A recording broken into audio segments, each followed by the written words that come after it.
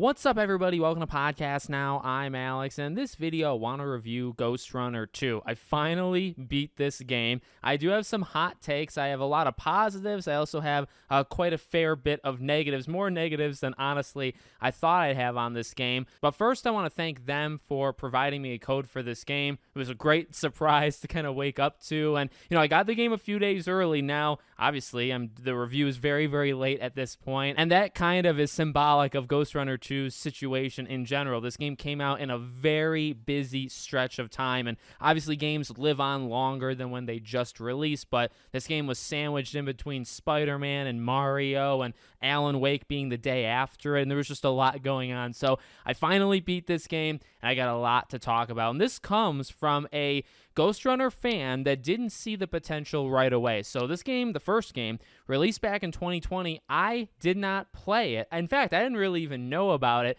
until the beginning of this year. There was a couple community members out there that told me time and time again to play Ghostrunner. Once I started to see the trailers and the footage of the second game, I played the first game. I actually did a whole video on it on my retrospective channel, and I freaking love it. In fact, it's why I actually have more negatives about the sequel than I thought I would, because the first game is outrageously good, not just as, in terms of how it feels, the actual parkouring, the actual combat, and everything that goes into it, but also the world. The world is seriously good, and the story is, in my opinion, it's underrated. I actually really like the story and the characters of the first game. The second game takes some steps forward, it takes some steps back. So let's get into how I feel about the sequel.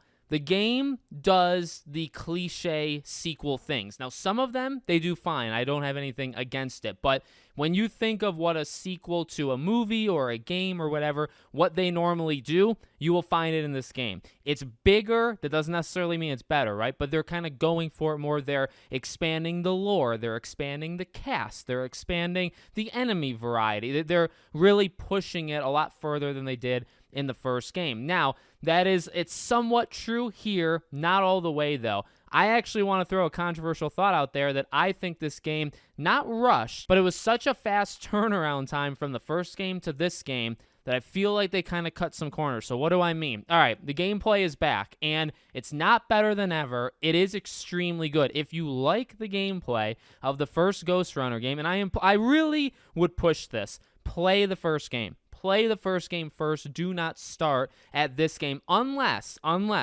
you want to start with a game that's easier. Now, that could be actually quite valuable to people, because that's one of my really, really big negatives with this sequel. The gameplay is so much fun. It still is. The gameplay is outrageously fun, and I do think I'm a much better player going into this second game, obviously, than I was going into the first, okay? The first game whooped me time and time again. I had levels where I died 200 plus times. I think I died 2,000 to 3,000 times, and I mean that. That's not an exaggeration. 2,000 to 3,000 times throughout the entire game. Now, did I want to smash my controller? Yes. Did I? No. Was I mad? Yes.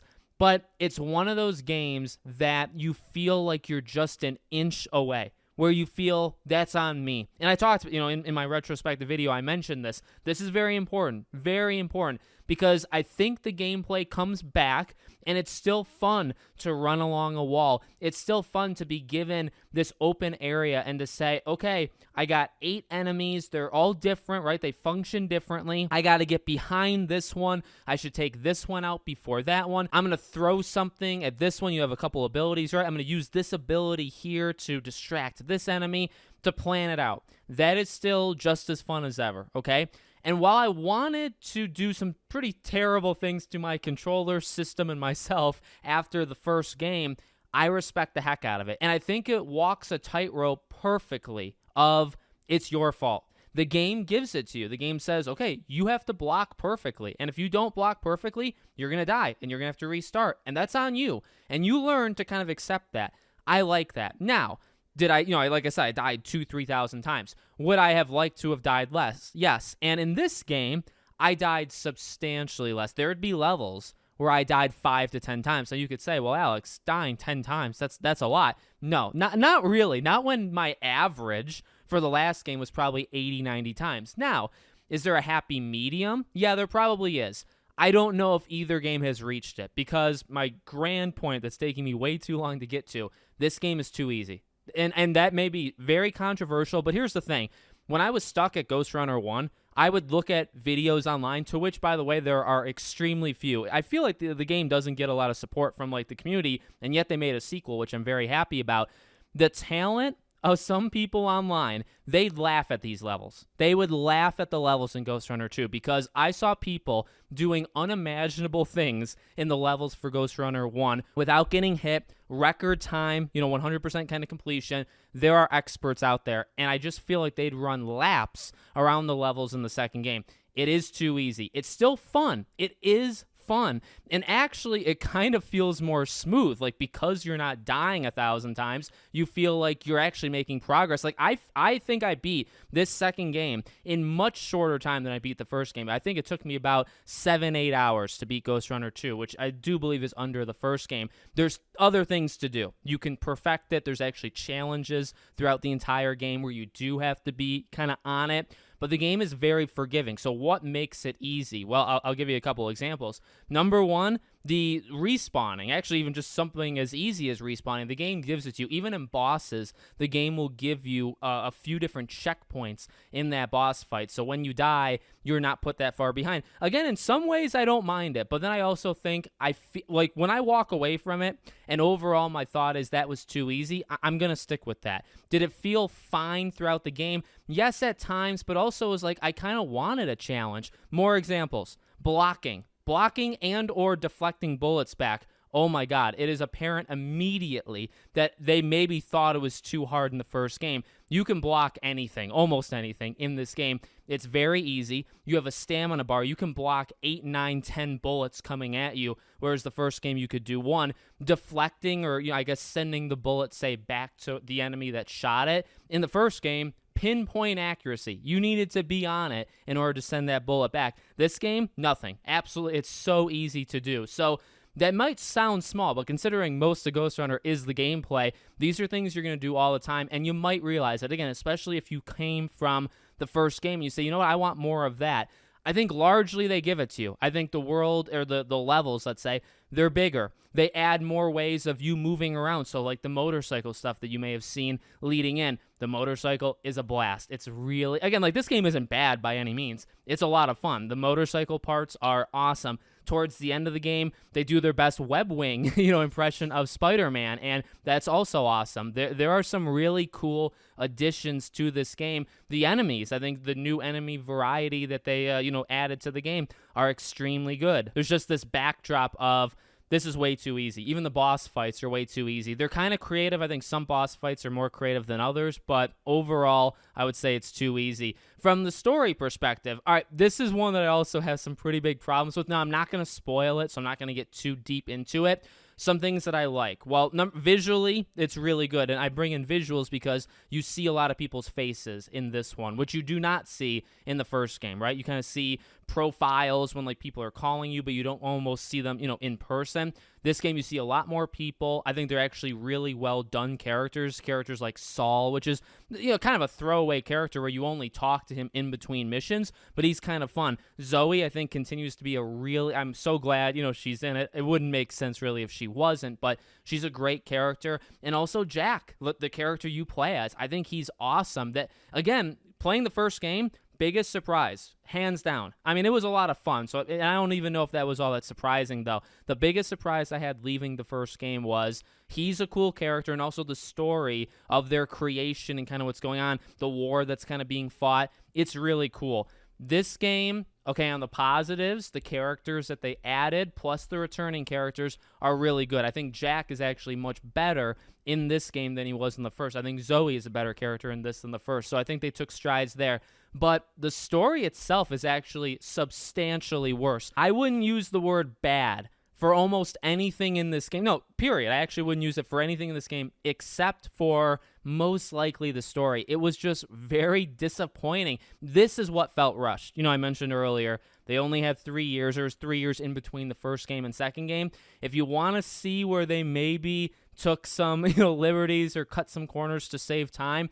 I think it's the story, because they set it up very quickly. Then it's just a race to take out basically targets. There's a couple different targets in the game. They're part of something kind of bigger. Again, I'm not going to talk about the spoilers of the story, but you take them out, or you try to take them out, and that's it. That's the game. And it also ends very anticlimactic. Like the first game, the overarching villain, kind of predictable, yes, but also something that was really cool, and it felt like a conclusion. This game does not feel like it has a conclusion. This game feels like they did it and they said, well, we can maybe continue it through DLC or set up like a big third game to end it all. That's how it felt for this. So again, like the easy thing is kind of a nitpick. That comes from somebody that, again, like I wanted to break my controller, okay? And maybe there's a happy medium between, wanting to break your controller and having it feel too easy. The first game was maybe even too hard. Second game was too easy. So it's somewhere in between that they need to kind of figure out. I don't know if I'd say that's bad, right? I don't know if that's a quality that I would say is bad in this game. The story, bad / at least disappointing. It felt rushed. It felt very simple, but not a good kind of simple, just like, we want to get you into levels, so we're going to put you there, and you're just going to go after targets, and once you're done, you're done. Just felt very kind of lame, actually, in that sense. So that, and maybe that's not a big deal. Like, when you're playing this game, you're maybe playing it for the challenge, you're doing it for the high score, or, right, whatever it might be.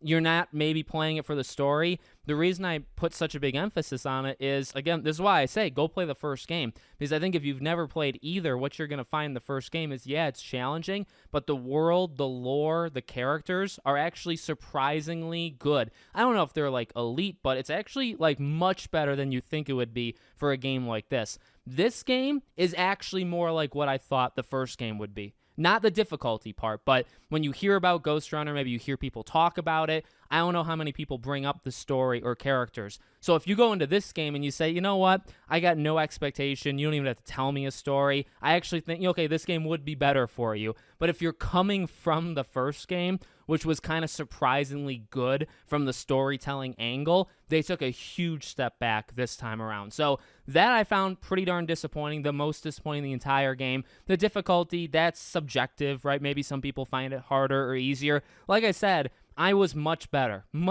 going into this than the last game, so it's possible I just kind of understood it more. But again, they give you a lot in this game. Forgiveness is probably a word that would be used versus the first game. So overall, I liked it. I would say that definitely. I think it's worth checking out for sure. I think the first game is better, so I would actually, again, recommend playing the first game. Actually, it's a recommendation to just get into this franchise because I do worry about the support of it. Obviously, it did well enough to get a sequel, but I do worry about this game considering it came out when it did, and I don't know how many people bought it or played it. I think they deserve a third game for sure, no matter if I think the first game's better than the second. They're both pretty darn good games. Again, the meter kind of moves a little depending on which one you're talking about. They deserve a third one. So regardless of everything that I've said over the last 12, 13 minutes, get into the series. If you want an easier game, play this one. If you want a harder game that actually has a really good story, play the first game. Either way, though, play the series. Let me know